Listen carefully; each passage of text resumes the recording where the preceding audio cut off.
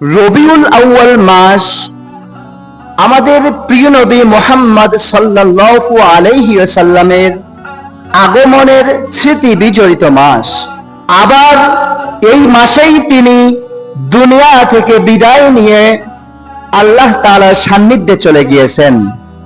তাই এই মাস আমাদের জন্য যেমন আনন্দের স্মৃতি বহন করে, ঠিক তেমনি আমাদের জন্য হৃদয়ে ভেঙে যাওয়া বেদনার স্মৃতিও বহন করে। এই মাসে আমরা বিশেষ করে 12 তারিখ নবীর আগমনের কথা স্মরণ করি, নবীর প্রতি ভালোবাসা প্রকাশ করি, নবীর জীবনী ও আদর্শ নিয়ে আলোচনা করি। আলহামদুলিল্লাহ। তবে আমাদের ভালোবাসা কি শুধু একটি দিন বা বিশেষ মাসের জন্যই সীমাবদ্ধ থাকবে?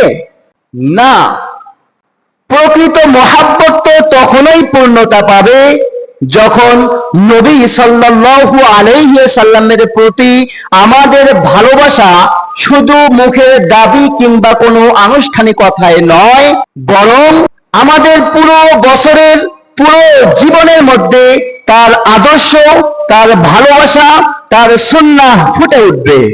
আমাদের নামাজে, আখলাকে, চরিত্রে, পরিবারে, লেনদেনে, প্রতিটি ক্ষেত্রে যদি আমরা তার দেখানো পথে চলতে পারি, তাহলেই আমাদের ভালোবাসার বাস্তব রূপ পাবে।